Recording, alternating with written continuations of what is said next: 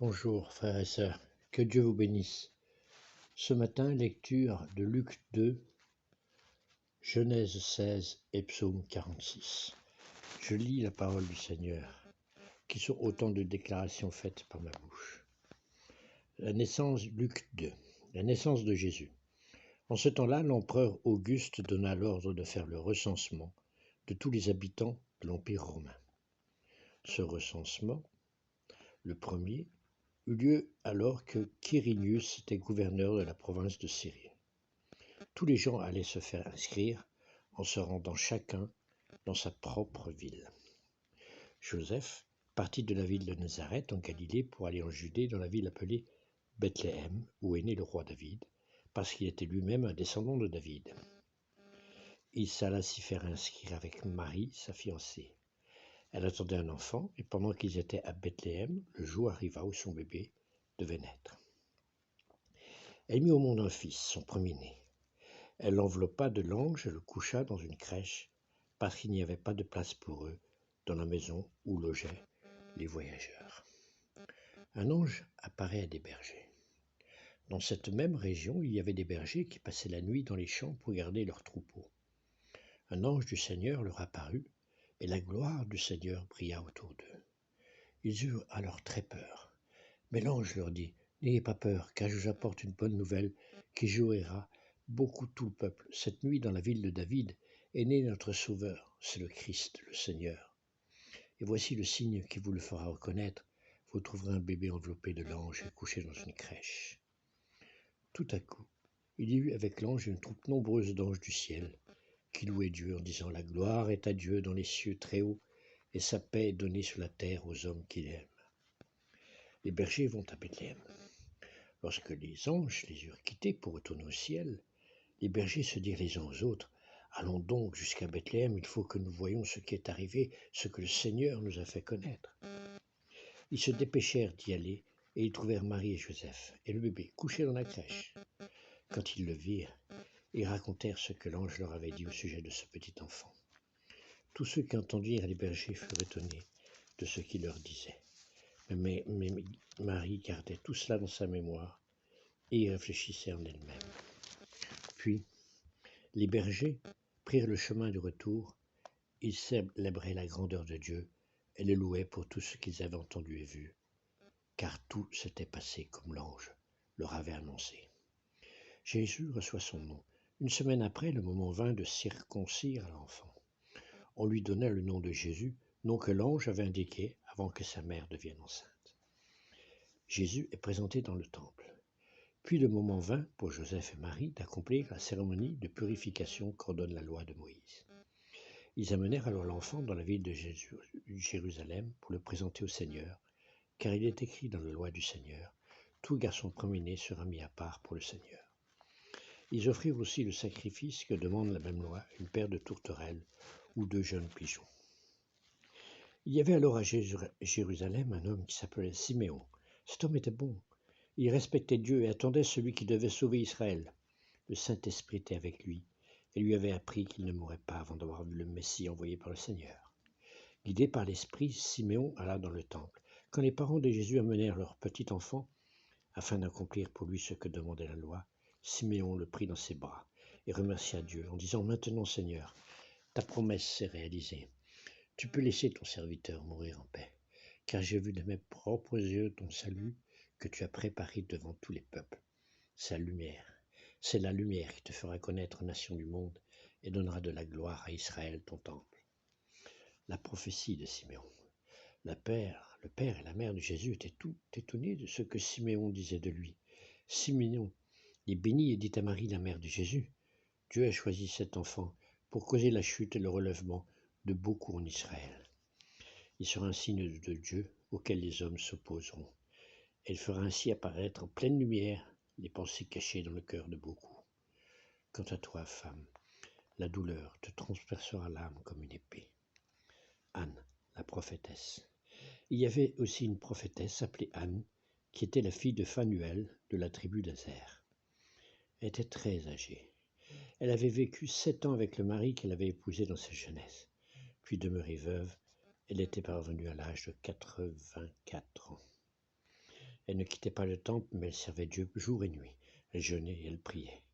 Elle arrivait à ce même moment et se mit à remercier Dieu. Et elle parla de l'enfant à tous ceux qui attendaient que Dieu délivre Jérusalem. Le retour à Nazareth. Quand les parents de Jésus eurent achevé de faire tout ce que demandait la loi du Seigneur, ils retournèrent avec lui en Galilée, dans leur ville de Nazareth.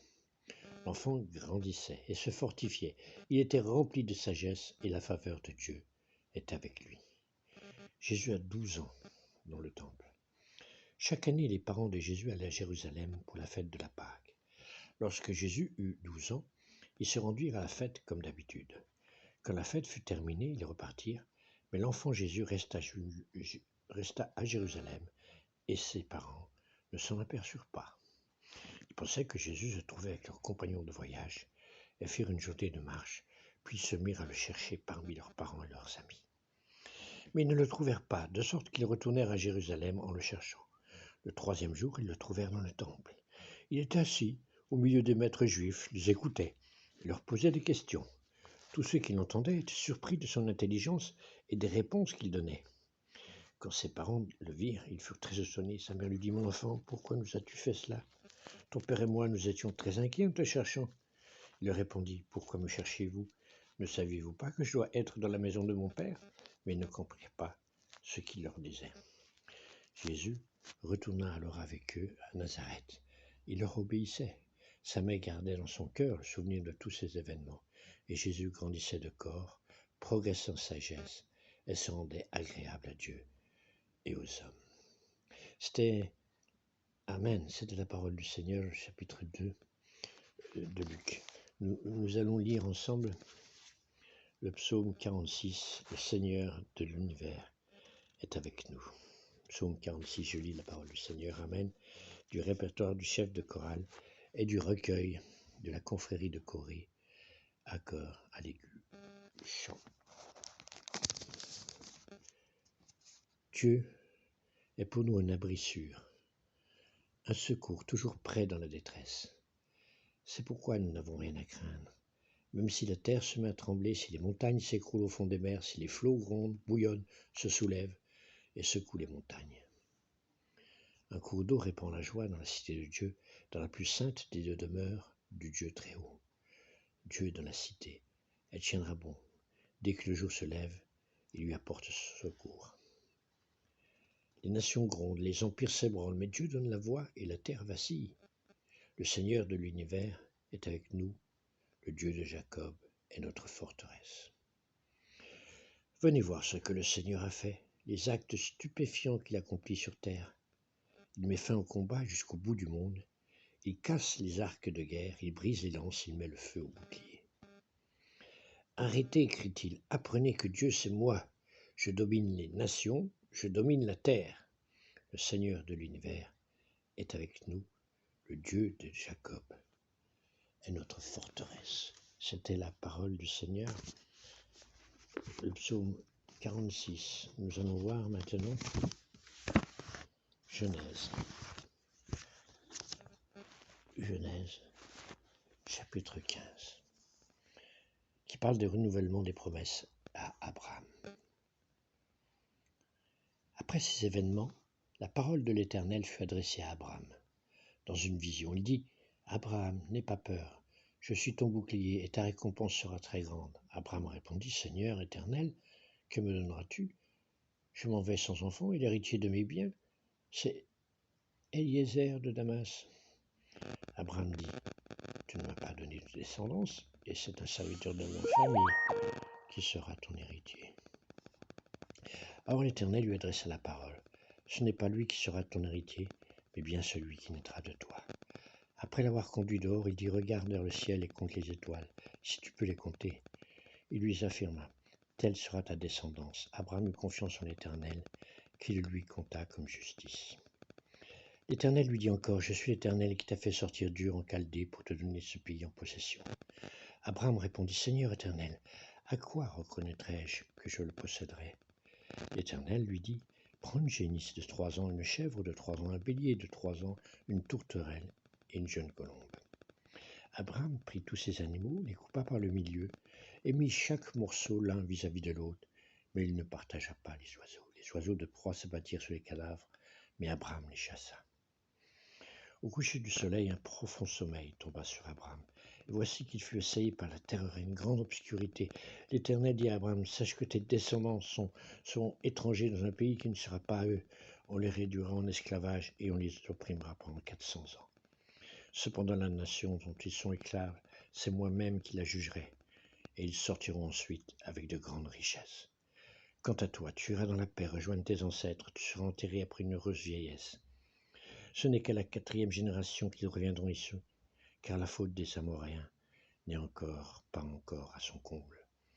Quand le soleil fut couché, il y eut une obscurité profonde et un four fumant, et des flammes passèrent entre les animaux partagés. Ce jour-là, l'Éternel fit alliance avec Abraham en disant, « C'est à ta descendance que je donne ce pays, celui qui va du fleuve d'Égypte jusqu'au grand fleuve, jusqu'à l'Euphrate, le pays des Kéniens, des Kénisiens, des Cadmoniens, des Hittites, des Phérésiens, des Réphaïm, des Amoréens, des Cananéens, des Girgains et des Jébusiens. » Amen. C'était la parole du Seigneur. Que Dieu vous bénisse, que le règne de Dieu agisse dans votre vie.